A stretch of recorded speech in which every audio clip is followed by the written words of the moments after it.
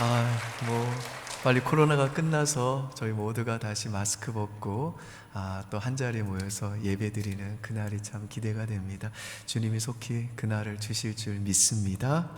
우리 시온 찬양대 또 은혜로운 찬양 고맙습니다. 감동이 되었고요. 주님이 크게 영광 받아 주신 줄 믿습니다. 요한 1서는 예수님의 제자였던 사도 요한이 쓴 서신입니다. 사도 요한이 이 서신을 기록한 목적이 뭔지 우리 1장 3절과 4절 보실까요? 1장 3절과 4절 같이 읽습니다. 우리가 보고 들은 바를 너희에게도 전함은 너희로 우리와 사귐이 있게 하려 함이니 우리의 사귐은 아버지와 그의 아들 예수 그리스도와 더불어 누림이라. 우리가 이것을 쓰면 우리의 기쁨이 충만하게 하려 함이라. 이 말씀에서 보시듯이 사도 요한은 이 서신을 읽는 그리스도인들이 그 하나님과의 사귐을 통해 누리는 기쁨을 충만하게 하나님과의 사귐을 통해 그들이 기쁨을 충만하게 누리게 하기 위해 이 서신을 썼다고 말씀합니다. 여기에서 이 충만하다라고 하는 이 단어는요, 흘러 넘친다는 뜻입니다. 로이드 존스 목사님은 이 구절을 설교하면서 우리들이 하나님과의 이 사귐을 통해 누리게 되는 이 기쁨에는 만족, 환희, 힘, 이 세 가지 요소가 있다고 하시면서 이렇게 말씀하셨습니다. 우리가 처한 상황과 조건에 좌우되지 않고 어떤 환경에서도 만족과 환희를 가지고 세상을 살게 하고 온 사방에서 덤벼드는 어떠한 적이라도 맞서 싸우게 하고 어떤 인생의 장벽이라도 넘어가게 만드는 힘, 이게 바로 우리가 하나님과 사귐을 통해 누리는 기쁨이다 라고 했습니다. 사도 요한은 지금 이 서시서를 읽는 우리들이 하나님과의 그 사귐을 통해 누리는 이 기쁨이 우리 안에 정말 흘러 넘치게 하기 위해서, 충만하게 하기 위해서 이 서신을 썼다라고 말씀하는 겁니다. 그러면서 사도 요한은 이제 우리들이 하나님과의 교제로 말미암아 이 하나님께서 주시는 이 기쁨을 충만하게 누리기 위해서 필요한 실천적인 지침을 두 가지로 소개를 하는데요, 이 시간에는 그 두 가지 지침이 무엇인지를 생각해 보고자 합니다. 첫 번째로 하나님과의 사귐을 통해 누리는 이 기쁨이 충만한 삶을 우리들이 살기 위해서 사도 요한이 주는 지침은 빛 가운데서 행하라는 것입니다. 5절에서 7절 보실까요? 5절에서 6절 제가 읽을 테니 여러분이 7절 한번 읽어보십시오. 우리가 그에게서 듣고 너희에게 전하는 소식은 이것이니 곧 하나님은 빛이시라 그에게는 어두움이 조금도 없으시다는 것이니라. 만일 우리가 하나님과 사귐이 있다고 어두움에 행하면 거짓말을 하고 진리를 행하지 아니함이거니와.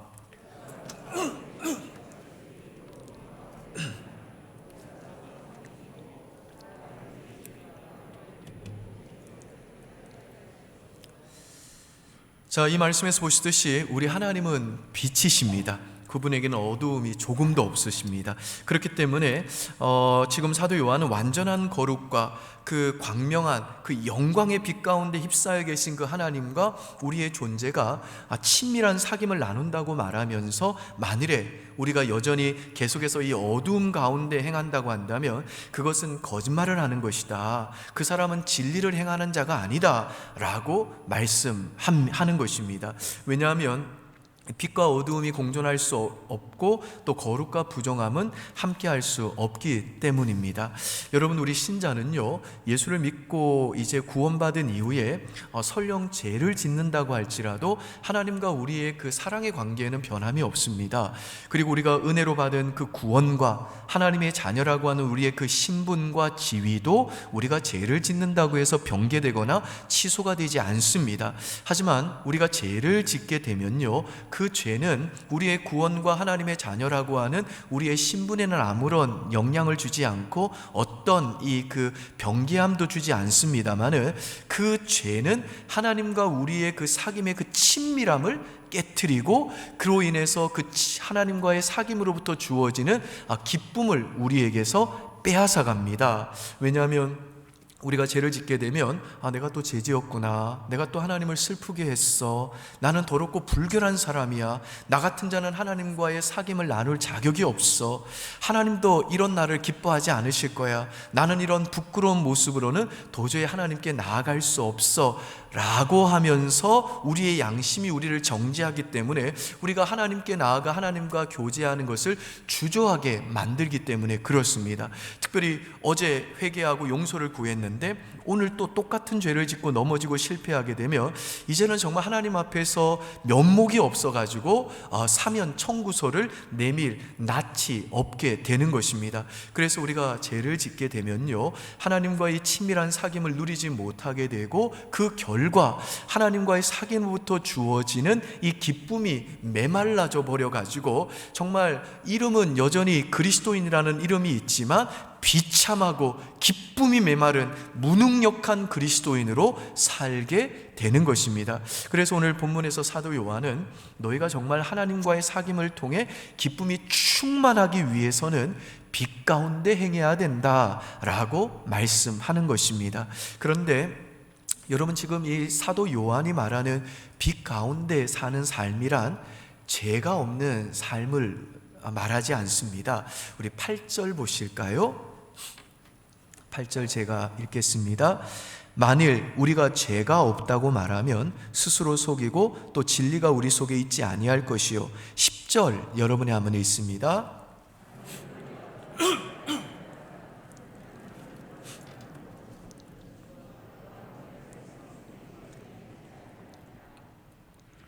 이 말씀에서 보시듯이 만일에 어떤 사람이 이제 예수를 믿고 자기는 신자라고 고백하면서 나는 예수를 믿고 난 후에는 더 이상 죄를 짓지 않는 완전한 자다 라고 주장한다면 그 사람은 스스로를 속이는 자요, 하나님을 거짓말하는 이로 만드는 자요, 진리가 그 속에 거하지 않는 구원받지 못한 자가 분명하다라고 사도 요한은 이 단정을 하는 것입니다.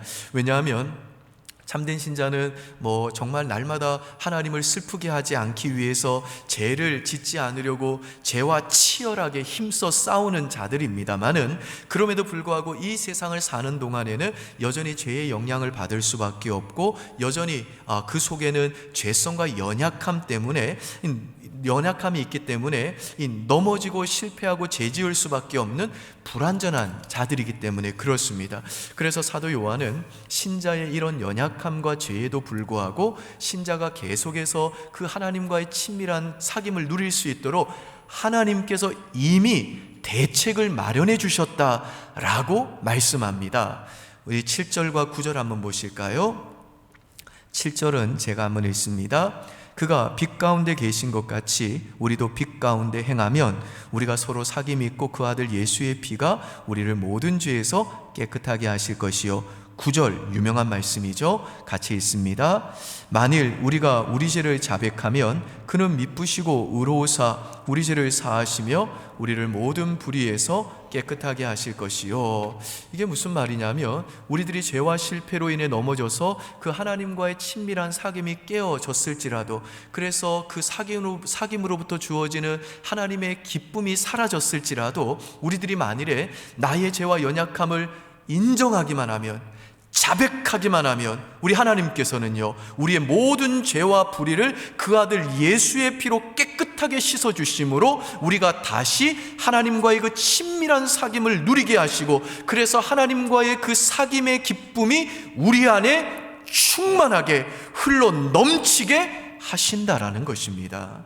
그런데 9절에 보시면 하나님께서 우리의 죄와 불의를 깨끗하게 해주시는, 그 깨끗하게 씻어주시는 이유는 하나님이 미쁘시고 의로우신 분이시기 때문이다 라고 말씀합니다. 이것은 하나님이 우리의 죄를 용서하시는 이유는 하나님께서 자신의 거룩한 율법의 기준을 낮추시거나 혹은 그 의로운 눈을 감아버리고 우리의 죄와 실패를 그냥 넘어가 주시고 우리의 죄를 심판하지 않기 때문이 아니라, 하나님께서는요 이미 2000년 전에 갈보리 십자가에서 우리의 죄를 대신 짊어지신 그 아들 예수님에게 우리가 받아야 될 심판을 이미 다 집행하셨기 때문이라는 것입니다. 그래서 우리의 죄 한 톨도, 자그마한 죄의 털 하나까지도 이미 하나님께서 십자가에 달린 그 아들 예수에게 우리가 받아야 될 그 심판을 하나도 남김없이 전부 다 완전하게 하나님이 이미 집행하셨기 때문에 우리 하나님은요 우리에게 심판을 2번 요구하는 불의하신 재판관이 아니라 이미 심판을 집행한 죄에 대해서는 그 대가를 우리에게 두 번 다시 요구하지 않는 신실하고 의로운 재판장이시기 때문에 우리가 죄를 자백하기만 하면 하나님은 그 아들 예수의 피로 우리의 모든 죄와 불의를 깨끗하게 씻어 주신다는 것입니다. 아멘이신가요, 여러분? 아멘. 이와 같이 지금 사도 요한이 말하는 빛 가운데 행하는 삶이란 죄가 없는 삶이 아니라 내 죄와 연약함을 정직하게 인정하고 자백하고 회개하는 삶인 것입니다. 그러니까 내가 죄를 지으면 그래서 하나님의 말씀의 검이 내가 죄를 범했다고 내 영혼을 찌르고 내 양심도 나를 정죄할 때 그 죄에 대해서 내가 변명하거나 숨기거나 회피하지 않고 정직하게 하나님, 내가 또 죄 지었습니다 라고 시인하면서 하나님, 그래서 저는 예수님이 필요합니다. 그래서 저는 오직 예수님의 피만 의지합니다. 그래서 예수님만이 저의 소망이십니다. 예수님의 피로 내 모든 죄와 불의를 깨끗하게 씻어주십시오 라고 우리의 죄를 자백하고 회개함으로 하나님께서 그 아들 예수의 피로 우리의 모든 죄를 깨끗이 씻어주시는 그 풍성한 하나님의 용서를 경험하고 다시 일어나 하나님께 나아가 그 하나님과의 친밀한 사귐을 회복하고 하나님과의 그 친밀한 사귐으로부터 주어지는 하나님의 기쁨을 충만하게 누리는 삶, 이게 바로 지금 요한이 말하고 있는 빛 가운데 행하는 삶이라는 것입니다. 그러므로 사랑하는 여러분, 여러분의 죄와 연약함으로 인해 실패하고 넘어지고 꼬꾸러졌다고 고민하고 주저앉아 있지 마십시오. 너는 너의 죄에 대한 대가를 네가 치러야 돼 라고 하는 사탄의 유혹에 속지 마십시오. 마치 내가 죄책감과 죄의식을 끌어안고 어느 일정 기간은 정죄의식에 빠져 있어야 그래야 하나님 마음을 조금이라도 후련하게 해드릴 것 같고 그게 하나님 앞에서 그래도 내 죄를 어느 정도 보상하는 길이라고 하는 그 거짓된 회개로 여러분 자신의 영혼을 괴롭게 하지 마십시오. 그런 죄책감과 죄의식과 정죄의식은요, 도리어 하나님의 사랑과 긍휼의 영광을 너무나도 초라하고 보잘것없이 만드는 하나님께 불명예가 되는 것입니다. 여러분, 우리는 고백하잖아요. 하늘을 두루마리 삼고 바다를 먹물 삼아도 우리를 향한 한없는 하나님의 사랑을 다 기록할 수 없겠네. 여러분, 우리 하나님께 참된 영광이 되는 것이 무엇이겠습니까? 하나님의 사랑과 은혜와 긍휼의 그 광대하신 크기만큼 하나님을 하나님답게 그 하나님을 인정하고 믿는 것입니다. 끝이 없는 하나님의 사랑의 크기와 높이와 깊이를 신뢰하는 것입니다. 우리가 받아야 될 심판을 이미 그 아들 예수 그리스도에게 다 집행하신 그 하나님은 우리들이 내 연약함과 우리 잘못과 실수와 죄에 대해서 시인하기만 하면 우리를 용서하시는 신실하고 미쁘시고 의로우신 분이라는 걸 믿음으로 우리에게 베푸신 하나님의 그 풍성한 용서를 감사함으로 받아들이는 것이 우리가 바로 하나님을 영광스럽게 해드리는 길이라는 것입니다. 그리고 우리의 모든 죄를 능히 깨끗이 씻어주시는 그 예수님의 피의 능력을 믿고 우리 죄를 정직하게 인정하고 회개함으로 우리의 모든 죄와 불의를 깨끗게 하시는 이 하나님의 풍성한 용서를 누리고 쓰러지고 넘어졌을지라도 다시 일어나 하나님께 나아가 그 하나님과의 친밀한 사귐을 나누면서 그 사귐으로부터 주어지는 기쁨을 충만하게 누리며 사는 것, 이게 바로 지금 사도 요한이 말하는 하나님이 우리에게 진정으로 원하시는 빛 가운데 행하는 삶이라는 것입니다. 믿으시나요, 여러분? 아멘.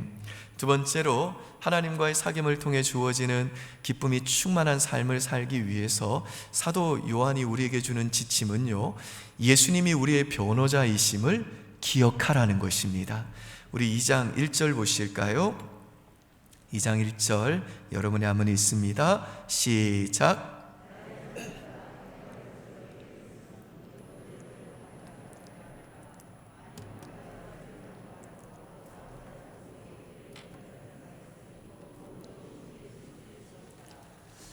우리가 이미 살펴본 대로 앞에서 사도 요한은 우리가 죄를 시인하고 자백하기만 하면 우리의 모든 죄와 범죄를 예수님의 보혈로 깨끗이 씻어주시고 용서해 주신다고 선언했습니다. 그런데 사도 요한은요, 자기가 이 말을 하게 되면 이 말을 듣는 사람들 중에는 아 그래? 하나님 앞에 죄를 자백하고 회개하기만 하면 죄를 용서받는다고? 그럼 죄를 마음껏 지어도 되겠네 라고 오해를 하는 사람이 있을 거라는 걸 잘 알았습니다.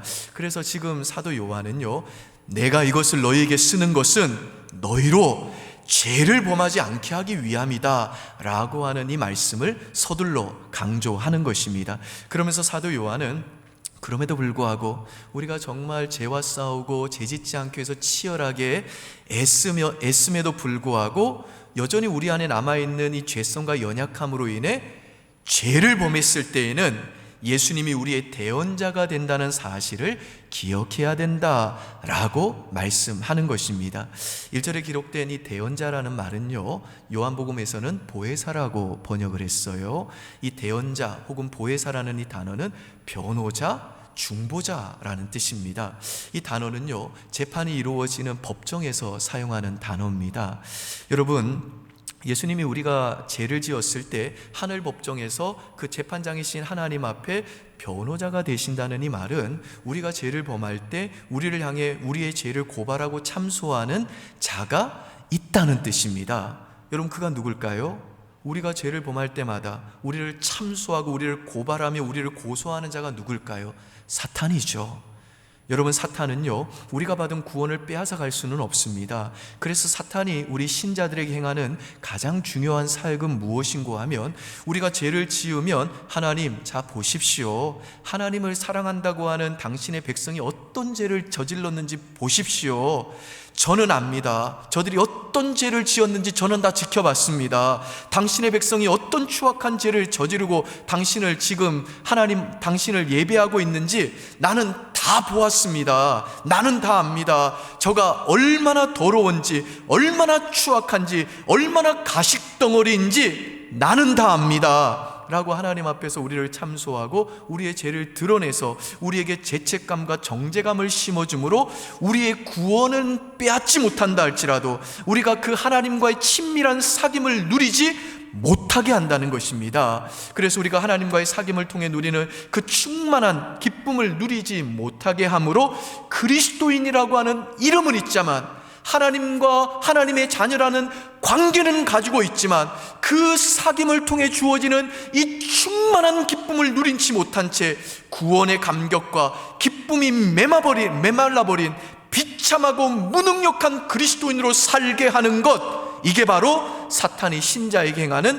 가장 중요한 사역이라는 것입니다. 라이언 킹이라고 하는 유명한 만화 영화가 있죠. 저희 세 자녀들은요, 셋 다 이 영화에 한참 심취했던 시기가 있었어요. 그래서 이 아이들이 만화를 보면 저도 같이 보면서 하쿠나 마타타를 같이 불렀던 적도 많습니다. 워낙 유명한 영화라서 여러분도 아마 그 내용을 잘 아실 거라고 생각을 하는데요.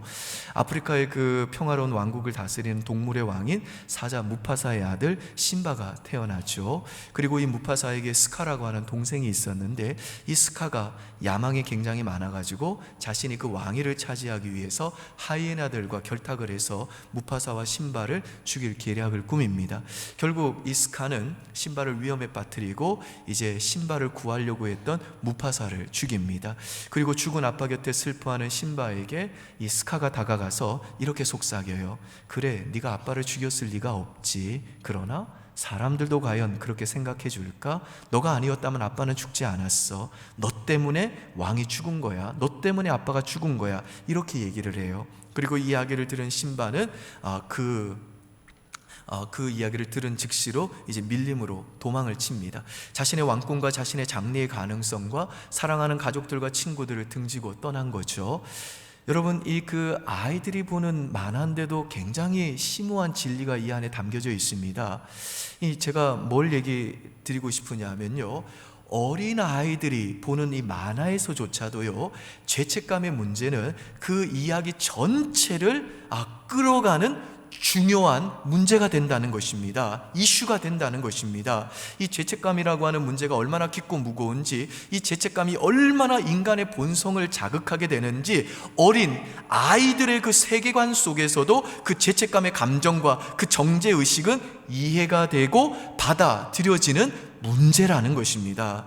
여러분, 심바는요, 아빠가 죽기 전에는요, 내가 왕이 될 거야, 앞으로 나는 정말 제일 멋진 왕이 될 거라고 노래를 했습니다. 그렇게 그는 용감했고 도전적이고 멋진 왕이 될 것이라는 나름의 비전을 가지고 있었습니다. 그런데 자기 때문에 아빠가 죽게 되었다는 그 죄책감이 그를 뒷걸음질하게 만들었던 겁니다. 그 정죄의식은요, 심바의 인생의 모든 가능성을 소멸하게 만들었고, 자신의 그 삶의 항로에서 이탈하게 만들었고, 그에게 주어졌던 원래의 그 오리지널한 그의 정체성을 상실하게 만들었던 것입니다. 그리고는 해결이 안 되는 그 죄책감의 문제를 직면하지를 못하니까, 직면할 용기가 없으니까 그는요, 하쿠나 마타타를 외칩니다. 하쿠나 마타타는요, 걱정하지 말라는 거예요. 그러니까 이 죄책감의 문제가 해결이 안 되니까 그 자기 인생에 대한 기대를 버린 겁니다. 포기하는 거예요. 나도 모르겠다는 겁니다. 나중에 그 심바의 여자친구인 날라가 찾아와가지고요, 야, 너는 그렇게 살 존재가 아니야, 우리에게는 네가 필요해 라고 이야기하지만, 아니야, 이미 때는 늦었어, 어쩔 수 없어, 이제는 될 대로 되라지 뭐, 상관없어 라고 심바가 이야기합니다. 자신을 잊고 과거를 잊고 꿈을 잃어버린 것입니다. 자기 사명도 잃어버린 것입니다. 사랑하는 여러분, 사탄은요, 밤낮을 가리지 않고 이 세상을 손에 넣기 위해서 하나님께서 이 세상의 대리 통치자로 부르신 우리의 존재를 끊임없이 궁지에 몰고 위험에 빠뜨리고 우리를 고소하고 고발하고 참소합니다. 그래서 우리의 영혼 가운데 은근한 죄책감과 이 정죄감을 풀어 넣어주는 겁니다. 그러면요, 우리는 그 문제를 직면하고 해결하기 전에 도망치게 되는 겁니다. 뒷걸음치게 되는 겁니다. 포기하게 되는 겁니다. 물러서게 되는 겁니다. 그리고 하쿠나 마타타, 괜찮아, 걱정하지 마, 인생 별거 아니야 라고, 이제는 어쩔 수 없다고, 더 이상 돌이킬 수 없다고, 그렇게 그 죄책감과 정죄감으로 인한 오늘의 그 절망과 패배감을 받아들이고, 그래서 하나님과의 교제로부터 얻는 기쁨은 메말라지고 사명은 잃어버리고 무기력하고 무능력한 그리스도인으로 살게 하는 것, 이게 바로 사탄이 오늘도 우리를 위해서 참소하는 우리를 향한 역사라는 것입니다.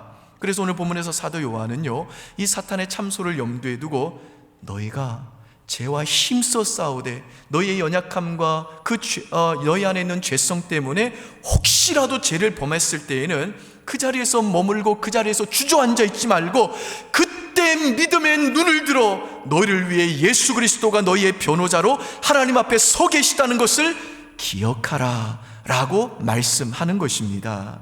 그러면서 사도 요한은 앞에서 우리의 죄를 용서하시는 하나님은 의로우신 분이라는 것을 강조한 것처럼 이번에도요, 우리의 변호자이신 예수님도 의로우신 분이라는 것을 강조합니다. 우리 1절과 2절 다시 보실까요?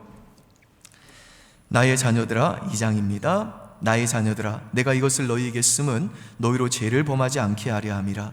만일 누가 죄를 범하여도 아버지 앞에서 우리에게 대언자가 있으니 같이 있습니다. 곧 의로우신 예수 그리스도시라.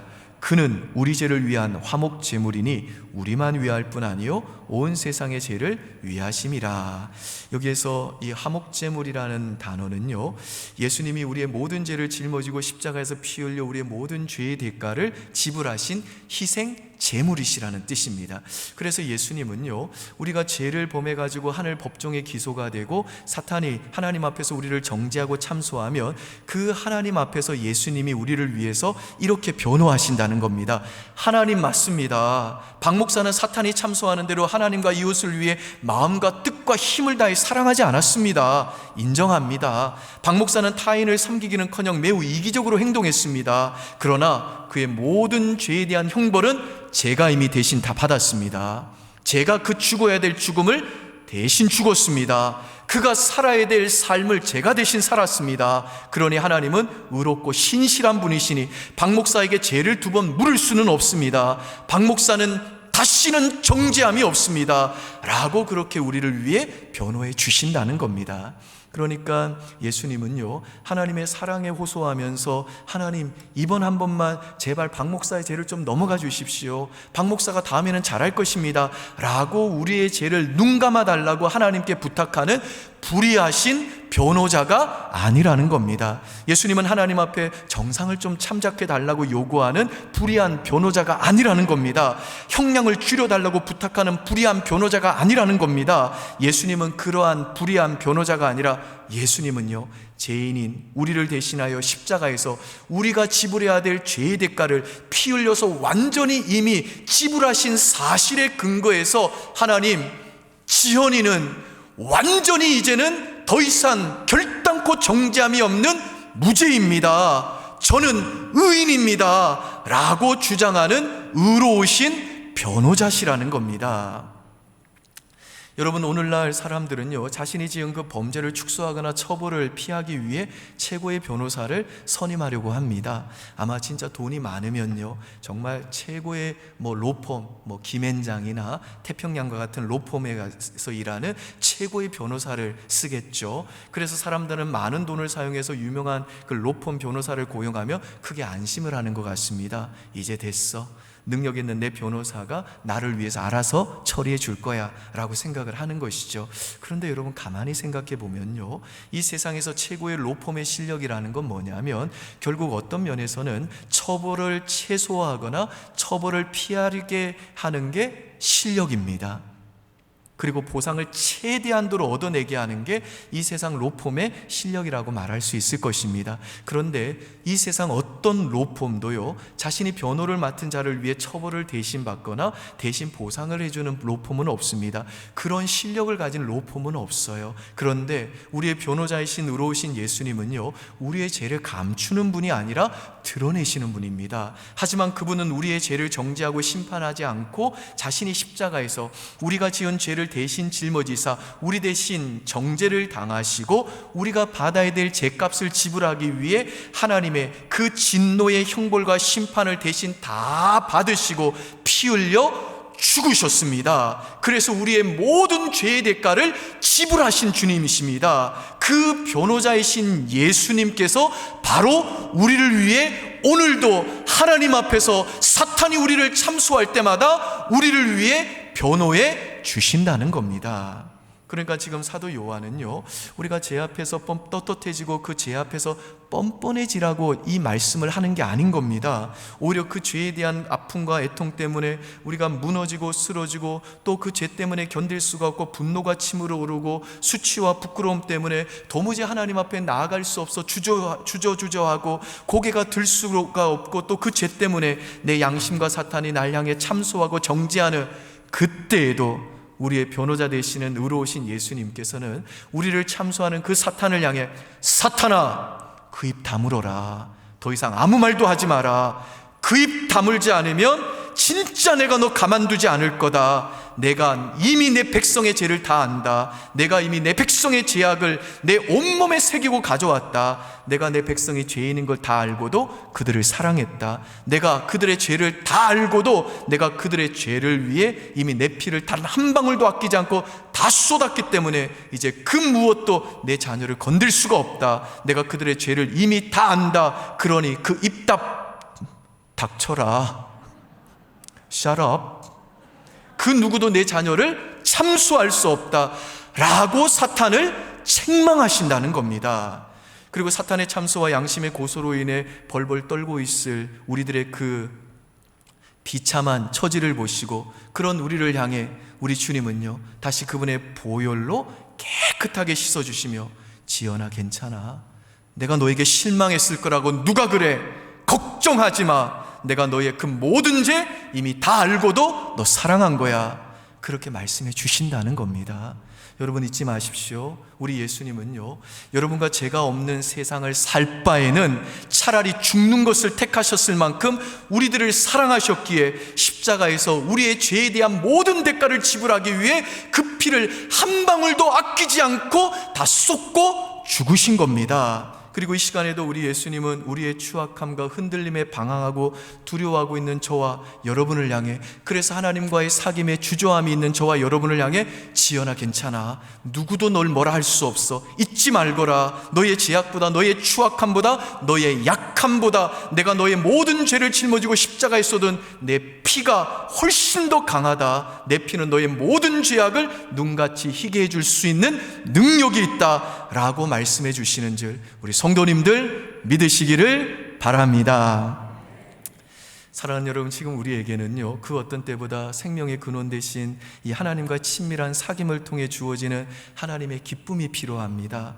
그런데 안타깝게도요, 오늘날 코로나가 장기화되면서 수많은 하나님의 백성들이 하나님과의 사귐을 통해 주어지는 이 하나님, 그분의 임재를 누리는 이 하나님과 동행하는 이 사귐의 기쁨을 잃어버렸습니다. 그래서 유혹에 넘어집니다. 그래서 하나님께 주신 구원의 감사와 감격을 잃어버리고 예배하는 즐거움을 잃어버리고 자신을 두려움과 죄책감과 정죄의식에 내어주고 낙심에 넘어져서 불안해합니다. 여러분, 우리가 하나님이 주신 이 기쁨을 잃어버리게 되면요, 우리는 삶을 견디고 이기고 버티기 위해서 하나님이 아닌 다른 것에서 거짓 기쁨을 찾게 되어 있습니다. 세상이 주는 번영과 성공을 탐하면서 거짓 즐거움에 내 자신을 내어주게 되어 있다는 겁니다. 왜냐하면 우리 영혼 안에는요, 하나님만으로만 채워질 수 있는 공간이 있기 때문에 이 공간이 하나님이 주시는 기쁨으로 채워지지 않으면, 그 기쁨으로 만족하지 않으면 우리는요, 다른 거짓 기쁨을 찾아 그 거짓 기쁨으로 내 채워지지 않는 공간을 채우려고 할 수밖에 없는 존재이기 때문에 그렇습니다. 따라서 우리가 정말 이 세상을 이기고 이 세상을 신바람나고 의미 있게 살기 위해서는요, 생명의 근원이신 하나님과의 친밀한 사귐을 회복하고 그 사귐으로부터 주어지는 하나님의 기쁨이 절대적으로 필요한 것입니다. 이 기쁨이 있으면요, 우리는 오늘의 궁핍한 현실을 이길 힘을 얻게 되는 것입니다. 이 기쁨이 있으면요, 평강이 가득한 영혼으로 인해 낙심과 절망이 우리 안에 기생할 틈이 없어지게 되는 겁니다. 이 기쁨이 있으면요, 삶을 이기고 견디고 버티고 시험을 이기고 시련을 견디고 슬픔을 넘어서고 유혹도 이길 수 있는 겁니다. 여러분, 코로나 때문에, 코로나가 처음에 생겼을 때요, 엘리베이터를 탔는데 어떤 분이 그러시더라고요. 다 온몸을 무장해가지고 그 보이지 않는 바이러스에 혹시라도 접촉이 될까봐 단추를 못 눌러요. 그리고 어떻게 하시는지 아십니까? 주머니에서 이쑤시개를 꺼내더니 누르는 거예요. 보이지 않는 실체를 믿기 때문이죠. 여러분, 우리는요, 보이지 않는 실체인 하나님을 의식해야 됩니다. 하나님과 접촉해야 돼요. 하나님과의 사귐을 통해, 접촉을 통해 하나님이 주시는 기쁨으로 살아가는 존재, 그 존재가 바로 예수 믿는 저와 여러분인 줄 믿습니다. 그러므로 사랑하는 여러분, 날마다 빛 가운데 행하십시오. 그리고 우리의 변호자이신 의로우신 예수 그리스도를 기억하십시오. 그래서 날마다 넘어지고 실패하고 꼬꾸러진 그 자리에서도 주저앉아 있지 마시고 다시 일어나서 말씀과 기도를 통해 생명의 근원이신 하나님과 접촉하시고 그 하나님께 나아가 그 하나님과 더불어 친밀한 교제를 누리시기를 바랍니다. 그래서 우리가 즐겨 부르는 찬양의 가사 있죠? 저장미꽃 위에 있을 아직 맺혀 있는 그때에 귀에 은은히 소리 들리니 주 음성 분명하다. 주님 나와 동행을 하면서 나를 친구 삼으셨네. 그 다음이 뭐죠? 그 주님과의 친밀한 동행하는 기쁨, 그 사귐의 결과가 뭐죠? 우리 서로 받은 그 기쁨은 알 사람이 없도다. 아멘이신가요?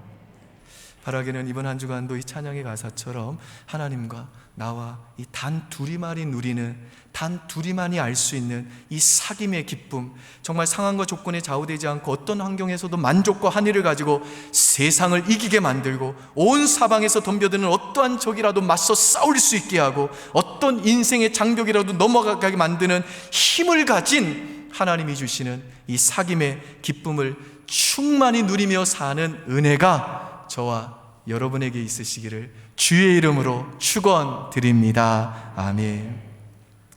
아버지 하나님, 우리 사랑하는 성도들, 또 이번 한 주간 동안도 코로나가 여전히 기승인 이 쉽지 않는 또 삶의 현실 가운데 하나님과 동행해야 됩니다.